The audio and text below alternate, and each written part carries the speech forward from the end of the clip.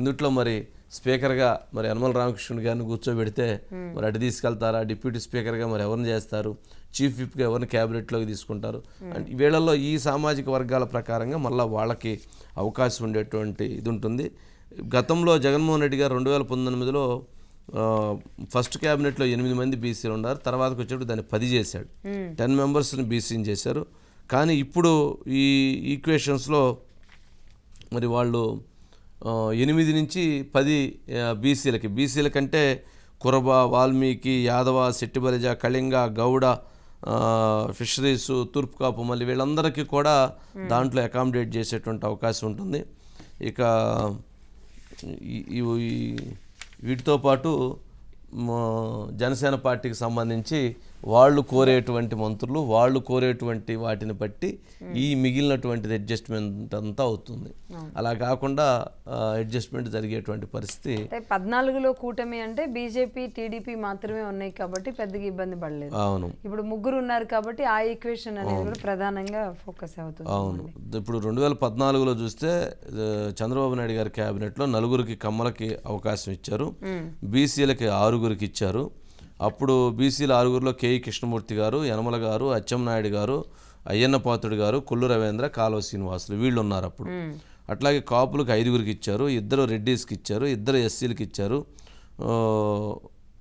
బలిజల P Narayana గారికి 2 deputy సీఎంలు ఇచ్చారు అప్పట్లో, కేఈ కృష్ణమూర్తి గారికి, అట్లాగే నిమ్మకాయల చినరాజప్ప గారికి. 2019లో వైఎస్ జగన్మోహన్ రెడ్డి గారి క్యాబినెట్లో 5 డిప్యూటీ సీఎంలు ఇచ్చారు. మరి 5 డిప్యూటీ సీఎంలు ఇచ్చినటువంటి వాళ్ళు ఎస్సీ, ఎస్టీ, బీసీ, కాపు, మైనారిటీ 25 మంది మంత్రులు ప్రమాణ స్వీకారం చేశారు. అందులో 8 మంది బీసీలు, ఎస్సీలు 5, రెడ్డి, కాపు ఒక్కొక్కరు సంబంధించి ఈ లిస్ట్ ఇచ్చారు. మరి అప్పటికి ఇప్పటికి వీళ్ళ లిస్టు వాళ్ళ లిస్టులో చాలా తేడాలు ఉంటాయి. వీళ్ళ ఓట్ బ్యాంక్ ఎవరు ఓట్ బ్యాంకు, వీళ్ళకి ఇచ్చిన సపోర్ట్ చేసిన బలమైన ఓట్ బ్యాంక్ ఎవరు, అందుట్లో ఎవరికి ఎక్కువ సీట్లు ఇచ్చారు, ఎవరు ఎక్కువ సపోర్ట్ చేసి నిలబడ్డారు, ఎవరు గెలిపించారు అనేటువంటి దాన్ని బేస్ చేసుకుని ఒక లిస్ట్ ఉంటుంది. ఒక లిస్ట్ ఏమన్నా వాళ్ళ సమీకరణాలు వాళ్ళవి, వీళ్ళ సమీకరణాలు వీళ్ళవి ఉంటాయి. సరే, ఫైనల్గా ఇప్పుడు అనిల్ ఉన్నాడా? ఉన్నానండి, మురళి గారు ఉన్నట్టు. అనిల్ తీసుకోండి, అది YCP Anil sir. Good evening sir. Good evening Anil. మొత్తానికి మనకి 34 పేర్లు వచ్చినాయి. మరి క్యాబినెట్ ఏమైనా 25 ఉంటుంది, 35 వచ్చినట్లున్నాయి. సరే, ఏంటి మరి ఇందుట్లో సామాజిక వర్గాల ప్రకారంగా కేంద్రంలో వచ్చేటువంటి మంత్రి పదవులను బట్టి అసలు ముందు వీళ్ళు గెలిచేదాన్ని బట్టి అది కూర్పు ఉంటుంది అనుకో, కేంద్రంలో ఇచ్చేటువంటి దాన్ని బట్టి మళ్ళీ అదొకటి ఉంటుంది, జనసేన కోరేటువంటి స్థానాలను బట్టి అదొకటి ఉంటుంది, బీజేపీ కోరేటువంటి మంత్రి పదవులను బట్టి అదొకటి ఉంటుంది, ఆ సామాజిక వర్గాలను బట్టి ఇంకొక ఈక్వేషన్ ఉంటుంది. మరి ఇన్ని ఈక్వేషన్స్ మధ్య ఈ ప్రయాణం నడిచేటువంటి పరిస్థితి ఉంటుంది. సరే, ఏదైనా చంద్రబాబు నాయుడు గారు, పవన్ కళ్యాణ్ గారు కూర్చొని వాళ్ళు ఒక విధానంతో, ఒక ఆలోచనతో ఇది ఫైనల్ చేసేటువంటి పరిస్థితి ఉంటుంది. సరే, ఏంటి ఇప్పుడు గతంలోకి ఇప్పటికి ఎటువంటి మార్పు ఉంటుంది, ఆ మార్పులో ఎవరెవరికి, ఆ ప్రాబబుల్స్లో ఎవరెవరు మెయిన్ రేస్లో ఉండేటువంటి అవకాశం ఉంటుందని? ఖచ్చితంగా సార్. ఈసారి తెలుగుదేశం పార్టీ దాని అనుబంధ కూటమికి విజయం ఎంత అవసరమో కూర్పు ప్రక్రియ కూడా అంతే కీలక పరిణామంగా మనం చెప్పాలి.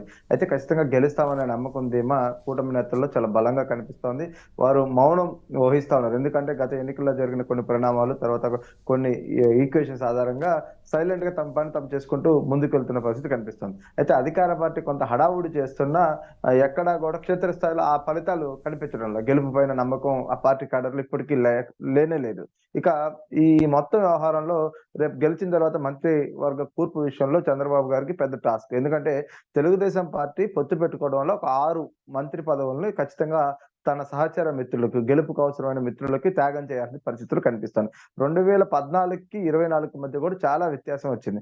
అయితే సోషల్ ఇంజనీరింగ్ అనేది చాలా ఇంపార్టెంట్. దాని ఇంపాక్ట్ కూడా రాజకీయాల్లో విపరీతంగా పెరిగిపోయింది. ఖచ్చితంగా ప్రతి సామాజిక వర్గం తమ యొక్క ప్రాధాన్యతను కోరుకుంటున్న పరిస్థితి. ఏదో గతంలో మాదిరిగా 1-2 అంశాలకు పరిమితం చేద్దామంటే అయ్యే పరిస్థితులు. ఎందుకంటే ఆ నెక్స్ట్ డే నుంచే ఏదో ఒక రూపంలో ప్రతికూలత అంశాలను తీసుకొచ్చి ప్రభుత్వం పైన రుద్దే ప్రయత్నం చేస్తూ ఉంటారు కాబట్టి అలకలు, తర్వాత ఇట్లా ఇంకా అనేక ఉంటాయి. అయితే వీటన్నిటిని బేరు చేసుకొని ఈసారి చంద్రబాబు అదేవిధంగా ఆ కూటమిలో ఉన్నటువంటి కీలక నేతగా ఉన్న పవన్ కళ్యాణ్ కావచ్చు, బీజేపీ నేతలు ఒక నిర్ణయం చేయాల్సి ఉంటుంది. అయితే ఇప్పటికైతే జరుగుతున్న పరిణామాల్లో పార్టీ వర్గాలలో జరుగుతున్న కొన్ని పేర్లను ఇప్పటివరకు మీరు చెప్పిన అంశాల ఆధారంగా చూస్తే ఇవి మాత్రమే ఉన్నాయి. అయితే వీటిలో కొన్ని మార్పులు, చేర్పులు ఉంటాయి. అవునన్నా కాదన్నా ఇదేం అంతిమమైన నిర్ణయం కాదు. కానీ మనం ఇప్పుడున్న పరిస్థితులు, పరిణామాలు గతంలో చోటు చేసుకున్న కొన్ని అంశాల ఆధారంగా పరిశీలన చేస్తే ఉమ్మడి ఉత్తరాంధ్రలో చాలా కాస్ట్‌కు సంబంధించిన పాలిటిక్స్ చాలా ఎక్కువగా ఉంటాయి. ఇక్కడ బీసీలు అత్యధికంగా ఉంటారు. వీరికి అధికంగా ప్రాధాన్యత ఇవ్వాల్సి ఉంటుంది. ఉమ్మడి శ్రీకాకుళం జిల్లాలో మనం పరిశీలిస్తే ఇక్కడ 3 కమ్యూనిటీస్ డామినేషన్స్ ఉంటుంది ప్రాంతాల వారీగా. ఒకటి వెలమ, కొప్పుల వెలమగా వీళ్ళని చూస్తారు. బీసీ వెలమగా అచ్చెన్నాయుడు కమ్యూనిటీ. తర్వాత కలింగలు ఎవరైతే ఉన్నారో ఇప్పుడు స్పీకర్‌గా ఉన్నటువంటి ఏ తమ్మినేని సీతారాం కమ్యూనిటీ, టీడీపీ నుంచి కూడా కూన రవికుమార్ అదే స్థానంలో ఆయన కూడా అక్కడ పోటీ చేసి ఉన్నారు. ఇక మూడవది తూర్పు కాపు. అయితే ఈ 3 కమ్యూనిటీ సామాజిక వర్గాల డామినేషన్ ఏదైతే ఉందో ఉమ్మడి శ్రీకాకుళం జిల్లాలో కొంచెం అధికంగా ఉంటుంది. తర్వాత ఎస్సీ వర్గాలు, ఎస్టీ వర్గాలు ఉన్నప్పటికీ కూడా. అయితే వీరిలో అచ్చెన్నాయుడు అదేవిధంగా కూన రవికుమార్ పేర్లు క్యాబినెట్ రేసులు చాలా కీలకంగా, ప్రముఖంగా వినిపిస్తున్నాయి. వీటిని ఏదైనా 1 మార్పు ఏదైనా ఉంటది అంటే ఖచ్చితంగా చెప్పలేం. ఎందుకంటే అప్పుడు చోటు చేసుకునే పర్వాలేదు. ఎందుకంటే కేంద్ర మంత్రివర్గ పదవి కూర్పు, కేంద్రం వీళ్ళకి ఎన్ని పదవులు ఇస్తుందో ఒకవేళ మంత్రివర్గంలో చేరాలంటే దాని ప్రాధాన్యత ఆధారంగా ఈ జిల్లాలో మంత్రివర్గ కూర్పు ఉండే అవకాశాలు కనిపిస్తున్నాయి. ఇక్కడ జనసేన నుంచి ఉమ్మడి శ్రీకాకుళంలో పాలకొండ నుంచి నిమ్మకి జయకృష్ణ పోటీ చేశారు. ఆయన గెలిస్తే ఎస్టీకి సామాజిక వర్గం నుంచి ఏదైనా బెర్త్ ఆశిస్తారనేది కూడా చూడాల్సిన పరిస్థితి మనకుంది. ఇక ఉమ్మడి విజయనగరానికి వస్తే ఈ జిల్లా కూడా చాలా సున్నితమైన జిల్లా. ఇక్కడ ఏంటంటే ఎస్సీ, ఎస్టీ సామాజిక వర్గాలతో పాటు బీసీలు అదేవిధంగా ఓసీలకు సంబంధించిన ఈక్వేషన్స్ కూడా కొంత అధికంగా ఉంటాయి. అయితే ఈ జిల్లాలో 9 స్థానాలు ఉమ్మడి జిల్లా పరిధిలోకి వస్తాయి. ఇందులో ఈసారి బొత్స సత్యనారాయణ చీపురుపల్లి నుంచి వైసీపీ నుంచి పోటీ చేస్తే ఆయన అపోనెంట్ గా కిమిడి కళా వెంకటరావు తెలుగుదేశం పార్టీలో కూడా సీనియర్ లీడరు, మాజీ మంత్రి, వివిధ హోదాల్లో పనిచేసినటువంటి పెద్ద నాయకుడు. ఇద్దరు పెద్ద నేతల మధ్య జరిగిన ఫైట్ లో ఫలితం ఎవరిని వరిస్తుంది, ఎవరు గెలుస్తారనేది ఇవాళకి ఎవరు నిర్ణయించలేని స్థితిగా ఉంది. ఎందుకంటే నువ్వా నేను అన్న విధంగా ఉంది. ఇక్కడ గనక ఎవరైతే ఉన్నారో కళా వెంకటరావు గెలిస్తే తూర్పు కాపు సామాజిక వర్గం నుంచి ఆయన క్యాబినెట్ లోకి రావడం చాలా సులభతరం అయ్యే పని. ఎందుకంటే బొత్స లాంటి సీనియర్ నాయకుని ఓడించడం ఒకటైతే సీనియర్ నాయకుడు దీనికి తోడు ఏదైతే క్యాస్ట్ ఈక్వేషన్ పరంగా తూర్పు కాపులకు ప్రాధాన్యత ఇవ్వాలి కాబట్టి ఈ జిల్లాలో కూడా అది ఖచ్చితంగా కళా వెంకటరావుకి కలిసి వచ్చే అవకాశం. ఇక బొబ్బిలి నుంచి పోటీ చేసిన బేబీ నాయన పేరు కూడా ఇక్కడ రేస్ లో ఉంది. బేబీ నాయన వెలమ సామాజిక వర్గం నుంచి తెలుగుదేశం పార్టీ తరఫున పోటీ చేసిన ఏకైక నాయకుడిగా చెప్పాలి. గతంలో ఈయన సోదరుడు సుజన కృష్ణ రంగారావు వైసీపీ నుంచి టీడీపీలో చేరినా కూడా అనూహ్యంగా మంత్రి పదవి దక్కించుకొని 2.5 ఏళ్ల పాటు పనిచేశారు. అయితే బేబీ నాయన తొలిసారి ఏదైతే అసెంబ్లీ ఎన్నికల్లో పోటీ చేసి గెలిచే అవకాశాలు ఉన్న వ్యక్తి. ఖచ్చితంగా ఆయన పేరు మంత్రివర్గ పరిశీలనలో ఉంది. అయితే వీటితో పాటు ఇదే జిల్లాలో గుమ్మడి సంధ్యారాణి సాలూరు నియోజకవర్గం నుంచి కూడా ఇక్కడ ఒక అభ్యర్థి ఉన్నారు. ఆమె గనక గెలిస్తే గతంలో ఎమ్మెల్సీగా చేసిన నేపథ్యం ఉంది. ఖచ్చితంగా గుమ్మడి సంధ్యారాణి గెలిస్తే ఎస్టీ కోటాలలో ఆమె మంత్రి పదవి దక్కించుకునే అవకాశాలు స్పష్టంగా కనిపిస్తా ఉన్నాయి. ఇక ఉమ్మడి విశాఖ జిల్లాకి వచ్చేసరికి పరిస్థితుల పరిణామాలు చాలా కీలకంగా ఉంటుంది. ఇక్కడ ఎస్టీలు ఉన్నారు, అగ్రవర్ణంలో ఉన్న ఏదైతే ఉందో కాపు కమ్యూనిటీ ఉంది, తర్వాత కమ్మ సామాజిక వర్గం కొంత ఇంప్లీడ్ ఉంది, అదేవిధంగా బీసీలు అత్యధికంగా ఉంటారు. ఈ జిల్లాలో కూర్పు కొంత కష్టసాధ్యం. ఎందుకంటే ఇక్కడ ఆశావాళ్ళ సంఖ్య ఎక్కువ ఉంది. 3 పార్టీల ప్రాతినిధ్యం కూడా ఉమ్మడి విశాఖ జిల్లాలో జనసేన, బీజేపీ, టీడీపీ పోటీ చేస్తున్న ముగ్గురు సమాన అవకాశాలు కోరుకునే అవకాశం కనిపిస్తుంది. అయితే ప్రధానంగా జనసేన నుంచి అనకాపల్లి నుంచి పోటీ చేసిన మాజీ మంత్రి కొనతాల రామకృష్ణ పేరు ప్రముఖంగా ఫస్ట్ వరుసలో ఉంటుంది. ఎందుకంటే జనసేన నుంచి పోటీ చేసిన కీలక నేతల్లో ఆయన ఒక నాయకుడు, గతంలో మంత్రిగా చేసిన అనుభవం.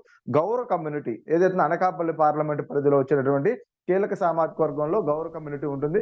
ఈ సామాజిక వర్గానికి ఖచ్చితంగా మంత్రి పదవి ఇవ్వాల్సి ఉంటుంది కాబట్టి ఆ సామాజిక వర్గం నుంచి ఉన్నటువంటి కొనతాల రామకృష్ణ పేరు దాదాపు కేబినెట్ అభ్యర్థుల్లో ఉండే అవకాశం కనిపిస్తుంది. అయితే ఇక అయ్యన్న పాత్రుడు ఈయన వెలమ సామాజిక వర్గం.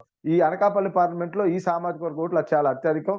అయితే ఇక్కడ ఎవరైతే ఉన్నారో అయ్యన్న పాత్రుడు గతంలో మంత్రిగా పనిచేశారు, తెలుగుదేశం పార్టీ మొదటి నుంచి ఉన్నారు. వీటన్నిటికీ తోడు 5 ఏళ్లు పోరాడిన వ్యక్తుల్లో ఆయన పేరు ప్రముఖంగా ముందు వరుసలో ఉంటుంది. ఖచ్చితంగా అయ్యన్న పాత్రుడికి అవకాశం కల్పించాలి. ఇక వంగలపూడి అనిత ఎస్సీ మాదిక మహిళా నేత, మాదిక సామాజిక వర్గం నుంచి ఉన్నారు. ఆమె పొలిట్ బ్యూరో మెంబరు, తెలుగు మహిళా రాష్ట్ర అధ్యక్షురాలు, గతంలో పైకరాపేట నుంచి పోటీ చేసి గెలిచారు. ఈసారి కూటమి నేతల్లో ఆమె కనుక గెలిస్తే ఆమె పేరు మహిళా జాబితాలో ఉండే అవకాశం. కానీ ఇక్కడ ఒక చిన్న విషయం ఏమిటంటే ఇప్పుడు మనం చెప్పుకున్న 3 పేర్లు అనకాపల్లి పార్లమెంట్ పరిధిలోకే వస్తాయి. ఈ 3 నియోజకవర్గాలు కూడా ఒకదాని వెంట ఒకటి ఆనుకొని ఉంటాయి. అయితే ఈ ముగ్గురులో ఎవరికి అవకాశం వస్తుంది, ఎవరికి రాదనేది కాలం నిర్ణయించాలి. ఇక విశాఖ పార్లమెంట్ లో ఇందాక పల్లా శ్రీనివాసరావు పేరు, ఆయన యాదవ సామాజిక వర్గం నుంచి ఉన్నారు. కానీ యాదవ సామాజిక వర్గం నుంచి ఈసారి అనేక మంది పోటీలో ఉన్నారు. వీళ్ళందరికీ ముందు వరుసలో ఉండేది యనమల రామకృష్ణుడు.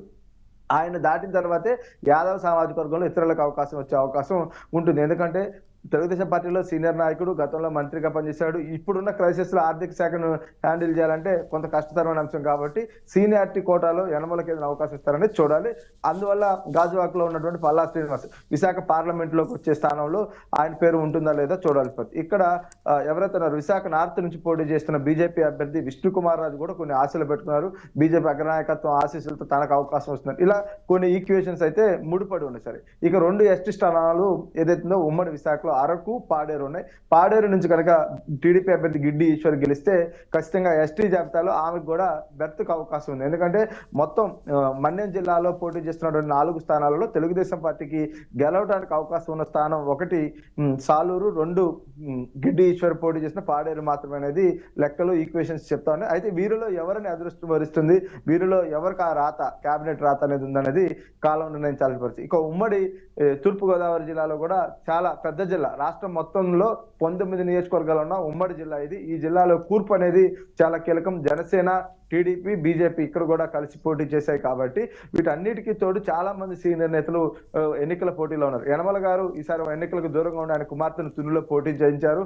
ఒకవేళ యనమల దివ్య కనుక గెలిచి ముందుకెళ్తే ఎలాంటి పరిస్థితులు ఉంటాయనేది ఒకటి చూడాలి. అయితే గోరంట్ల బుచ్చయ్య చౌదరి ఎన్నో ఏళ్ళుగా ఎన్టీఆర్ పార్టీ పెట్టినప్పటి నుంచి తెలుగుదేశంతోనే ఉండి అనేక సార్లు గెలిచి సీనియర్ శాసనసభ్యుడిగా కూడా ఆయన ఉన్నారు. ఆయన చివరి ప్రయత్నంగా ఈసారి పోటీ చేశారు. ఆయన ఇక్కడ మంత్రివర్గ స్థానాన్ని చాలా బలంగా ఆశిస్తున్న పరిస్థితి కనిపిస్తోంది. ఇక మత్స్యకార సామాజిక వర్గం నుంచి వనమూడి వెంకటేశ్వరరావు కాకినాడ టౌన్ నుంచి పోటీ చేస్తా ఉన్నారు. ఆయన ఏదైతే ఫిషరీస్ నుంచి కూడా ఆయన ఆశిస్తున్న పరిస్థితి. పంతం నానాజీ జనసేన నుంచి ఆయన ఉన్నారు. ఇక అనపర్తి బీజేపీ నుంచి కనుక పోటీ చేసినారు. నలిమిల్లి రామకృష్ణారెడ్డికి కూడా కొన్ని ఆశలు అయితే పెట్టుకున్నారు. కూటమి అభ్యర్థి అక్కడ ఆయన గెలిస్తే కనుక రెడ్డి సామాజిక వర్గానికి ఏదైనా ప్రాధాన్యత రూపంలో తనకు వస్తుందనే ఒక లెక్కలో ఆయన ఉండదు. ఇలా ఈ జిల్లా బొమ్మిడి నాయకర్ కూడా ఉన్నాడు కదా అనుకుంటా కదా, నరసాపురం సార్, నరసాపురం అది పశ్చిమ గోదావరి జిల్లాకు వస్తుంది. అంటే ఇక్కడ ఉమ్మడి తూర్పు గోదావరిలో ఇలాంటి ఈక్వేషన్స్ ఉంటాయి. ఇక కాపు నుంచి పెద్దాపురం నుంచి పోటీ చేసిన చినరాజప్ప డిప్యూటీ సీఎం, మంత్రిగా హోంమంత్రిగా పనిచేశారు గతంలో. ఈసారి ఇక్కడ జగ్గంపేట నుంచి బరిలో దిగిన జ్యోతుల్ నెహ్రూ కూడా ఆయన మంత్రి పదవి పైన ఆయన కూడా చివరి ఎన్నికలు అంటూ కూడా పోటీ చేసిన నేపథ్యంలో చెప్పడం జరిగింది. ఆయన కూడా కాపు కోటాలు అటు ఎవరైతే ఉన్నారు పెద్దాపురం నుంచి రాజప్ప, జగ్గంపేట నుంచి జ్యోతుల నెహ్రూ, ఈ ఇద్దరు కూడా పక్క నియోజకవర్గాలు, ఇద్దరు కూడా 83 నుంచి తెలుగుదేశంలో ఉన్నారు. కాకపోతే జ్యోతుల నెహ్రూ మధ్యలో పార్టీ వీడి బయటకు వెళ్ళి వచ్చారు. ఈసారి చివరి అవకాశంగా ఆయన కోరుతున్న పరిస్థితి కూడా మనకు కనిపిస్తా ఉంది. ఇలా ఈక్వేషన్స్ అయితే తూర్పు గోదావరిలో ఉన్నాయి. ఇక పశ్చిమ గోదావరికి వచ్చేసరికి పశ్చిమ గోదావరిలో కూడా 15 నియోజకవర్గాలను ఇక్కడ బిగ్ టాస్క్ గా టీడీపీ అధినేత చంద్రబాబు గారు పవన్ కళ్యాణ్ ఉంటుంది. ఎందుకంటే ఈ కూర్పు ఇందాక మనం మాట్లాడుకున్న నిడదవోలు కూడా ఉమ్మడి పశ్చిమ గోదావరి పరిధిలోకి వస్తుంది. ఇక్కడ కందులు దుర్గేష్ని అకామిడేట్ చేయాల్సి వస్తే కాపు నుంచి, at the same time Palakollu నుంచి నిమ్మల రామానాయుడు కూడా అకామిడేట్ చేయాల్సిన పరిస్థితులు చంద్రబాబు పైన ఉంటాయి. ఎందుకంటే 2 సార్లు రామానాయుడు గెలిచారు, 3వసారి ఆయన పోటీలో నిలిచారు. ఖచ్చితంగా ప్రతికూల పరిస్థితుల్లో కూడా చాలా బలంగా ముందుకెళ్లే నాయకుడిగా ఆయనకి పేరు ఉంది సార్. చంద్రబాబుకు ఆయనకు ఒక సాన్నిహిత్యం కూడా ఉంది. ఇలాంటి నేపథ్యంలో ఇద్దరిని అకామిడేట్ చేయడం ఒకటైతే, ఇక రఘురామకృష్ణరాజు ఎపిసోడ్ ఇక్కడ చాలా కీలకం. ఎవరైతే ఉన్నారో వైసీపీ రెబల్ గా మారి చివరికి కూటమి అభ్యర్థిగా పోటీ చేసిన రఘురామ విషయంలో చంద్రబాబు ఏ ఆలోచన చేస్తారు అనేది సస్పెన్స్ గా ఉంది. అది తేలాలి. ఎందుకంటే క్షత్రియులు ఈ పార్లమెంట్ పరిధిలో, నరసాపురం పార్లమెంట్ పరిధిలో అత్యధికంగా వాళ్ళు ఉంటారు. ఖచ్చితంగా క్షత్రియ సామాజిక వర్గానికి సంబంధించి ఒక బెర్త్ నివ్వాలి కాబట్టి, ఇక దీనితో పాటు ఆచంట నుంచి పోటీ చేస్తే పితాని సత్యనారాయణ. ఉమ్మడి తూర్పు పశ్చిమ గోదావరి జిల్లాల్లో సెట్టిబల్జ ఓట్లు చాలా కీలకం, అత్యధికం. వీళ్ళలో ఇద్దరే పోటీ చేసిన పరిస్థితి అయితే కనిపిస్తా ఉంది. ఖచ్చితంగా సెట్టిబల్జ నుంచి సీనియర్ నాయకుడిగా ఉన్నటువంటి పితాని ఈసారి మళ్ళీ గెలవడం ఖాయంగా చెప్తా ఉన్నారు. ఆయనకు అవకాశం దక్కే పరిస్థితులు, పరిణామాలు కనిపిస్తాయి. సెట్టిబల్జల నుంచి కనుక ఆయన వస్తే ఉమ్మడి పశ్చిమ గోదావరిలో 3 మంత్రివర్గ స్థానాలు కేటాయించాల్సిన పరిస్థితులు కనిపిస్తా ఉన్నాయి. ఈ కాపు, అదేవిధంగా క్షత్రియ, సెట్టిబలిజ, ఈ క్రమంలో ఒకరికి అవకాశంపై మరొకరికి లభించే పరిస్థితులు. అది కూడా కొంత కష్టతరమైన కూర్పు. ఇక్కడ ఏదైతే వేరే రూపంలో ప్రత్యామ్నాయ పదవులు ఇచ్చి ఇతర నేతలను మంత్రి పదవులు ఆశించే నాయకుడిని ఉన్న సంతృప్తి పరుస్తారేమో మనం చూడాల్సిన పరిస్థితులు కనిపిస్తా ఉన్నాయి. ఇక ఉమ్మడి కృష్ణా జిల్లాలో కూడా కొంత కూర్పు విషయంలో చాలా కీలక పరిణామాలు అడుగులు వేయాల్సిన పరిస్థితి. ఇక్కడ 3 పార్టీల కలయిక, 3 పార్టీల ఏదైతుందో ప్రమేయం పాత్ర చాలా ఎక్కువగా ఉంది. జనసేన పోటీ చేసింది, టీడీపీ పోటీ చేసింది, బీజేపీ కూడా కొంత బలమైన స్థానాలను తీసుకొని అగ్రనాయకత్వం ఇక్కడ బరిలో ఉన్న నేపథ్యంలో ఇక్కడ కూడా ఏం చేస్తారని. అయితే ఖచ్చితంగా ఒక బీసీ, ఒక ఓసీకి అవకాశాలు దక్కే పరిస్థితి ఉంది. కేవలం 2 అంటే 2 స్థానాలకు మించి ఈ జిల్లాలో అవకాశం ఇచ్చే పరిస్థితి లేదు. ఒకటి ఎవరైతే ఉన్నారో నూజివీడు నుంచి పోటీ చేసిన పార్థసారథి మంత్రి పదవి ఆశలు పెట్టుకున్నారు. వైసీపీలో అది రాకపోవడమే ఆయన అసంతృప్తికి చాలా బలమైన కారణం. దీని మీద కొంత చర్చలు జరిగినాకే టీడీపీలోకి వచ్చారనే భావన, చర్చలు కూడా ఉన్నాయి. అదే ఆ విషయంలో నూజివీడులో గెలుస్తారా, ఓడతారా, అసలు ఏం జరగబోతుంది అనేది ఒకటి చూడాలి. తర్వాత కొల్లు రవీంద్ర 5 ఏళ్ల పాటు పోరాడారు. గతంలో మంత్రిగా పనిచేసిన అనుభవం నేపథ్యం ఉన్నప్పటికీ స్ట్రగుల్స్ పడి కొంత నిలబడిన పరిస్థితి ఉంది. ఈ ఇద్దరు బీసీల్లో ఎవరికి మంత్రి వస్తుంది అనేది ఒకటైతే, ఓసీ కమ్యూనిటీస్ నుంచి ఎవరికి వస్తుంది. ఈసారి తెలుగుదేశంలో కూడా అనేక మంది కమ్మ సామాజిక వర్గం నుంచి ఉన్న వాళ్ళందరికంటే కూడా సుజనా చౌదరి పేరు విజయవాడ వెస్ట్లాండ్ నియోజకవర్గంలో ప్రతికూల పరిస్థితి, అసలు గెలవలేని స్థానాన్ని కూటమి అభ్యర్థిగా ఆయన గెలిచి ముందుకెళ్లే పరిస్థితి. గతంలో సెంట్రల్ కేబినెట్ లో మంత్రిగా పనిచేశారు కాబట్టి చిన్న ఎమ్మెల్యే పదవితో ఆయన ఉండలేని పరిస్థితి ఉంటుంది. కాబట్టి ఖచ్చితంగా బీజేపీ అగ్రనాయకత్వ ఆశీస్సులతో మంత్రి పదవి దక్కించుకునే అవకాశాలు ఈసారి ఆయనకు ఉన్నాయనే భావన ఉంది. కామినేని ఉన్నప్పటికీ కూడా సుజనా చౌదరికే ఈసారి కేబినెట్ అవకాశాలు బీజేపీ నుంచి కనుక వస్తే ఉంటాయనే చర్చ ఉంది. ఇప్పుడు చంద్రబాబు కేబినెట్ లోకి ఆయన తీసుకోవడానికి కూడా పెద్ద ఇబ్బందులు ఉండకపోవచ్చు అనే భావన కూడా ఒక చర్చ నడుస్తుంది సార్. ఇక ఉమ్మడి గుంటూరు జిల్లా, ఈ జిల్లాలో తలపండిన సీనియర్ నేతలు ఉన్నారు, సామాజిక స్థితిగతులు ఉన్నాయి. ఇక్కడ కూడా కొన్ని రకాల ఈక్వేషన్స్, కొన్ని రకాల ఇబ్బందులు ఉన్నాయి. వీటన్నిటిని ఎలా అధిగమిస్తారనేది చూడాలి. ఎందుకంటే గుంటూరు పార్లమెంట్ లోనే ఎక్కువ మంది కీలక నేతలు మంత్రి పదవి ఆశిస్తున్న వాళ్ళు ఉన్నారు. ఒక పార్లమెంట్ పరిధిలో ఎంత మందికి ఇవ్వగలుగుతారనేది చూడాల్సిన పరిస్థితులు కూడా కనిపిస్తున్నాయి. నారా లోకేష్ మంత్రి పదవి తీసుకుంటారా లేదా అనేది కాలం నిర్ణయించాల్సిన పరిస్థితులు కనిపిస్తా ఉన్నాయి. ఇక్కడ దూలిపాల నరేంద్ర కొన్నూరు నుంచి ఇప్పుడు గతంలో 5 సార్లు గెలిచి 6సారి ఓడిపోయి మళ్ళీ 7సారి ఎన్నికల పోటీలో ఉన్నారు. ఖచ్చితంగా గెలిచే అవకాశాల జాబితాలో ఉన్న నాయకుడుగా దూలిపాలకి ప్రస్తుతం అయితే వేవ్ కనిపిస్తా ఉంది. ఆయన గెలిస్తే కేబినెట్ విషయంలో చంద్రబాబు ఎలాంటి నిర్ణయం చేస్తారనేది ఒకటైతే, పొత్తులో భాగంగా జనసేనలో నెంబర్ 2గా ఉన్న నాదెండ్ల మనోహర్ తెనాల్లో గెలవబోతా ఉన్నారు. ఆయన ఖచ్చితంగా అకామిడేట్ చేయాల్సిన పరిస్థితులు ఉంటాయి కాబట్టి ఈ 2 పక్కనే ఉంటాయి కాబట్టి ఏంటి అనేది తేలాల్సి ఉంది. ఇక ఇదే జిల్లాలో డెల్టా నుంచి నక్కా ఆనందబాబు వేమూరు నుంచి ఉంటే, ఆ పక్కనే ఉన్నటువంటి రేపల్ల నుంచి అనగాని సత్యప్రసాద్ ఉన్నారు. ఈ ఇద్దరు కూడా తెలుగుదేశంలో కీలక నేతలు. గౌడ సామాజిక వర్గం నుంచి అనగాని ఈసారి బీసీ వర్గ నేతగా ఆయన గంపెడు ఆశలు పెట్టుకున్నారు. ఖచ్చితంగా ప్రాధాన్యత చంద్రబాబు ఇస్తారనే ఆలోచనతో ఆయన ఉంటే, నక్కా ఆనందబాబు తన లాయల్టీ తనకు శ్రీరామ రక్ష అనే భావనలో ఉన్నారు. అయితే డెల్టా ప్రాంతం అదేవిధంగా ఈ మొత్తం ఉంటే, పల్నాడులో మాత్రం కన్నా లక్ష్మీనారాయణ పేరు దాదాపుగా కనిపిస్తోంది. కాపు సామాజిక వర్గానికి చెందిన కీలక నాయకుడు, గతంలో మంత్రిగా ఎమ్మెల్యేగా చేసిన అనుభవం ఒకటైతే, బీజేపీ నుంచి కూడా కీలక నేతగా ఆయన తెలుగుదేశంలో చేరి ఇక్కడ పోటీ చేసిన నేపథ్యం ఉంది. కాబట్టి కన్నాకి ఒక అవకాశం ఇచ్చే పరిస్థితి ఉంటుందని అంటా ఉన్నారు. ఎందుకంటే పల్నాడులో ఎక్కువ మంది కమ్మ సామాజిక వర్గానికి సంబంధించిన నేతలు ఉన్నారు. ఇక్కడ ఎవరికి ఇచ్చినా కూడా కొంత ఇబ్బందికర పరిస్థితి ఇతర నేతల నుంచి వచ్చే ఉంటుంది. కాబట్టి అది కాపు సామాజిక వర్గానికి చెందిన కన్నా కనుక పార్లమెంట్ లో అకామిడేట్ చేస్తే ఇష్యూ సాల్వ్ అవుతుందనే భావన అయితే పార్టీ వర్గాల్లో ఉందనే ఒక చర్చ నడుస్తా ఉంది. ఇక ఉమ్మడి ప్రకాశం జిల్లాలో కూడా కీలక పరిణామాలు. ఎవరైతే ఉన్నారో గొట్టిపాటి రవి, ఏలూరు సాంబశివరావు, డోల బాలవీరాంజనేయ స్వామి లాంటి వ్యక్తుల్ని ఖచ్చితంగా అకామిడేట్ చేయాల్సిన పరిస్థితులు చంద్రబాబు కనిపిస్తున్నాయి. వీరిలో ఎవరికి ముందు ఇస్తారు, ఎవరికి తర్వాత ఇస్తారు అనేది తేలాల్సిన పరిస్థితులు. వీటితో పాటు పశ్చిమ ప్రకాశంలో కూడా ఈసారి తెలుగుదేశం పార్టీ వికాసం కనబడబోతా ఉంది. తెలుగుదేశం పార్టీ అభ్యర్థులుగా ఒక 2-3 గెలిచే అవకాశాలు రెడ్డి సామాజిక వర్గం నుంచి కనిపిస్తోంది. వారికి ఏమైనా ప్రాధాన్యత ఇస్తారు? ఎందుకంటే ఈ జిల్లాలో కమ్మతో పాటు రెడ్డి సామాజిక వర్గ ఆధిపత్యం కూడా ఖచ్చితంగా ఉమ్మడి ప్రకాశంలో ఉంటుంది. వీటితో పాటు బలహీన వర్గాలకు సంబంధించిన ప్రాధాన్యత కూడా కోరుకుంటున్న పరిస్థితులు ఉన్నాయి. కాబట్టి ఇక్కడ ఎవరిని అకామిడేట్ చేస్తారనేది చూడాలి.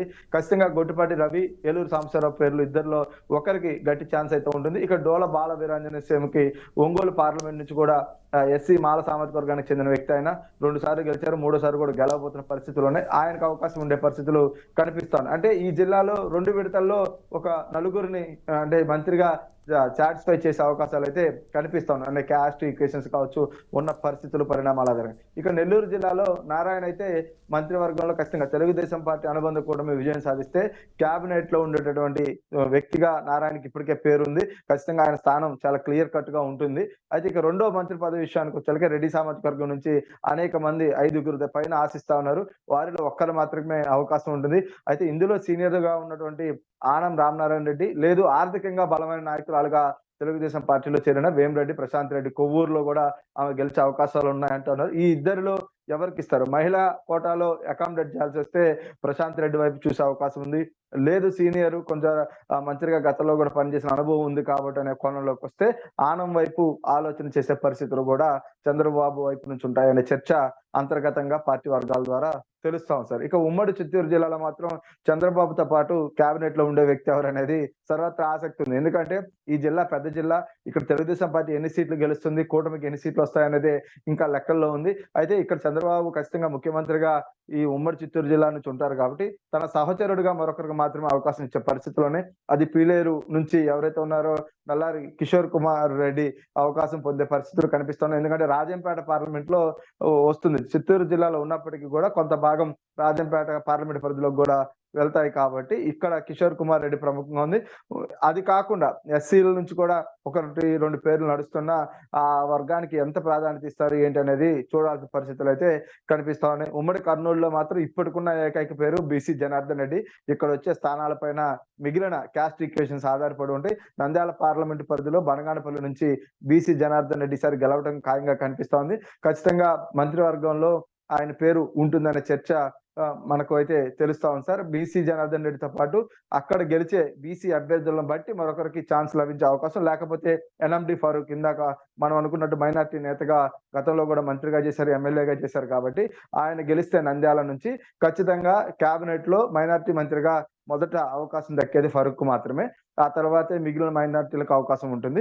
అలా అకామిడేట్ చేసే పరిస్థితులు అంటే గెలుపు ఓటముల మీద ఉమ్మడి కర్నూలు జిల్లాలో అభ్యర్థుల భవితం రాసిపెట్టి మంత్రి పదవి విషయంలో అయితే ఉంది. కానీ బీసీ జనార్దన్ రెడ్డి బనగానపల్లి నుంచి గెలవటం ఖాయంగా కనిపిస్తోంది. ఆయనకి బెర్త్ అయితే దాదాపు మొదటి మంత్రివర్గంలోనే దక్కే పరిస్థితి ఉంది. ఇక ఉమ్మడి అనంతపురం జిల్లాలో ఆ పరిణామాలు కూడా పరిశీలిస్తే ఇక్కడ ఓసీతో పాటు రెడ్డి సామాజిక వర్గాన్ని కమ్మ రెడ్డి అదేవిధంగా బీసీ వర్గాలను సాటిస్ఫై చేయాల్సిన పరిస్థితి ఉంటుంది. బీసీలకు అత్యధిక ప్రాధాన్యత ఇవ్వాల్సిన జిల్లాగా అనంతపురం ఉంటుంది. ఈసారి రాయలసీమలో మెజార్టీ స్థానాలు ఇక్కడ 10కి తగ్గకుండా తెలుగుదేశం పార్టీ గెలిచే అవకాశాలు కనిపిస్తా ఉన్నాయి. ఎందుకంటే గతంలో కూడా 12 స్థానాలు 2014 ఎన్నికల్లో వాళ్ళు గెలిచారు. అంతకు ముందు కూడా అలాంటి చరిత్ర ఉంది. ఇక్కడ అకామిడేట్ చేయాల్సిన పరిస్థితి అంటే ఒక మంత్రి పదవితో సర్ది పెట్టే పరిస్థితి ఉండదు. ఖచ్చితంగా ఇద్దరిని కేబినెట్ లోకి తీసుకోవాల్సిన అవసరం ఆ పరిస్థితులు ఉన్నాయి. ఈ నేపథ్యంలోనే కాలువ శ్రీనివాసులు వాల్మీకి నుంచి అదేవిధంగా గుమ్మనూరు జయరాం వైసీపీ మంత్రి పదవికి రాజీనామా చేసి గుంతకల్ నుంచి పోటీ చేశారు. వాల్మీకి ప్రాధాన్యత వచ్చినప్పుడు ఈ ఇద్దరు పేర్లు ఉంటాయి. ఈ ఇద్దరిలో ఒకరు మంత్రిగా ఎవరైతే ఉన్నారో గుమ్మనూరు జయరాం నిన్న మొన్నటి వరకు పనిచేశారు. అంతకు ముందు కాలువ శ్రీనివాసులు కూడా టీడీపీలో మంత్రిగా పనిచేశారు. ఎవరికో ఒకరికి అవకాశం వస్తుంది. తర్వాత కురుబ సామాజిక వర్గం ఓట్లు చాలా కీలకం ఈ జిల్లాలో. కురబలు కూడా చాలా రాజకీయ ప్రాధాన్యత కోరుకుంటున్నారు. రామచంద్రారెడ్డి కుమార్తె మాజీ మంత్రి సబిత పెనుగొండ నుంచి పోటీ చేశారు. ఆమె ఈసారి ఖచ్చితంగా గెలిస్తే మంత్రి పదవి దక్కించుకుంటుంది. మహిళా నేతగా, మహిళా బీసీ నేతగా ఉన్నటువంటి అతి తక్కువ మందిలో ఆమె ఉన్నారు కాబట్టి ఆమె పేరు ఉండే పరిస్థితి ఖచ్చితంగా కురబ సామాజిక వర్గం నుంచి కనిపిస్తోంది. ఇక కమ్మ సామాజిక వర్గం నుంచి పోటీ తీవ్రంగా ఉన్న పయ్యావుల కేశవ్ మాత్రం ఖచ్చితంగా ఈసారి అకామిడేట్ చేస్తారనే పరిస్థితి కనిపిస్తా ఉంది. పిఎస్సి చైర్మన్ గా ప్రస్తుతం ఆయన కొనసాగుతా ఉన్నారు. కష్టకాలంలో కూడా పార్టీ తరఫున కొంతగా పోరాడిన వ్యక్తిగాను, గతంలో మంత్రి పదవి ఆశించి భంగపడ్డ నేతగా పయ్యావులు ఉన్నారు కాబట్టి ఆయన పరిస్థితి ఖచ్చితంగా ఈసారి ఆశాజనకంగా అనుకూలంగా ఉంటుందనే ఒక చర్చ అయితే మనకు కనిపిస్తోంది. ఈ జిల్లాలో బీసీ అదేవిధంగా ఓసీ కాంబినేషన్ మాత్రమే కనపడతా ఉంది. వీటన్నిటికీ తోడు ఎవరైతే ఉన్నారో ధర్మవరం నుంచి పోటీ చేసి నువ్వా నేను అన్నట్టుగా సాగుతున్న ఎన్నికల్లో బీజేపీ జాతీయ కీలక నేతల్లో రాష్ట్రం నుంచి ఉన్న వారిలో సత్యకుమార్ ఒకరు. వాస్తవానికి ఆయన హిందూపురం ఎంపీ ఆశించారు, కానీ ధర్మవరం ఎమ్మెల్యే ఆయన వరించింది. ధర్మవరంలో గనక ఆయన గెలిస్తే యాదవ్ సామాజిక వర్గం నుంచి కేబినెట్ ఆశించే పరిస్థితి ఉంటుంది. ఆ క్రమంలో ఏంటి ఎలా చేస్తుంది పార్టీ అనేది చూడాల్సిన పరిస్థితులు కూడా కనిపిస్తాయి. ఎందుకంటే యాదవ్ సామాజిక వర్గం నుంచి ఈసారి కొంత ఫైట్ అయితే ఎక్కువగా ఉంది సార్. 3-4 గెలిచే అవకాశాలు ఉన్నాయి. అందరిలో అంటే సమతుల్యతను చూసి సమర్థులకు పెద్దపీట వేసే పరిస్థితులు ఉంటాయి. కొంత తెలుగుదేశం పార్టీకి ఈ విషయంలో అయితే యాదవ్ సామాజిక వర్గంలో ఎవరిని ఎంపిక చేయాలనే దాని మీద బిగ్ టాస్క్ చంద్రబాబు కళ్ళ ముందు కనిపిస్తా ఉంది. ఇక దీనితో పాటు ఇక కర్నూలు జిల్లా కూడా మనం చెప్పుకున్నాం. కడప జిల్లాకు వచ్చేలకే తెలుగుదేశం పార్టీ గెలిచే సీట్లు ఏంటి అనే దాని మీద ఇప్పుడు అంతా హాట్ టాపిక్ గా ఉంది. 1-2 అనేది. ఎందుకంటే 0కి 1కి ఆ జిల్లాలో ఎప్పుడు తెలుగుదేశం గత 15-20 ఏళ్ళుగా వస్తా ఉంది. ఈసారి ఆ సంఖ్య మెరుగుపరచుకోవడానికి కొన్ని ప్రయత్నాలు అయితే చేశారు. కానీ ఈ జిల్లా నుంచి ఖచ్చితంగా గెలిస్తే ఎవరు గెలిచినా వారికి మాత్రం మంత్రి పదవి అవకాశాలు ఉంటాయి. అందులో కడప టౌన్ నుంచి రెడ్డిప్ప గారు మాధవిరెడ్డి గెలిచే అవకాశాలు ఉన్నాయని చెప్తా ఉన్నారు. మార్పును కడప పట్టణ ప్రజలు కోరుకున్నారు. ఖచ్చితంగా మాధవిరెడ్డి గెలవబోతున్న చర్చ నడుస్తోంది. గెలిస్తే ఆమెకి కడప జిల్లా నుంచి అంటే గెలిచే ఏకైక వ్యక్తిగా, లేదంటే ఇద్దరు ముగ్గురు ఉన్నా కూడా ప్రాధాన్యత క్రమంలో రెడ్డిప్ప గారు మాధవిరెడ్డికి అయితే అవకాశం దక్కుతుంది. ఆమె భర్త శ్రీనివాసులు రెడ్డి వాస్తవానికి కడప ఎంపీగా పోటీ చేయాల్సిన ఈక్వేషన్స్ ఆధారంగా కూడా ఆయన వెనక్కి తగ్గి తన భార్యను పోటీలో నిలిపి పార్టీ చెప్పినట్లు ముందుకు వెళ్ళారు. కాబట్టి ఇలాంటి ఈక్వేషన్స్ లో ఆమెకి లభించే పరిస్థితి కనిపిస్తుంది. ఇలా ఓవరాల్ గా అయితే పరిస్థితి ఒక్కొక్క జిల్లాలో ఇద్దరు ముగ్గురు ఉన్నారు, కానీ ప్రతి జిల్లాకి 1 నుంచి 2 మాత్రమే ఇవ్వగలరు. ఎందుకంటే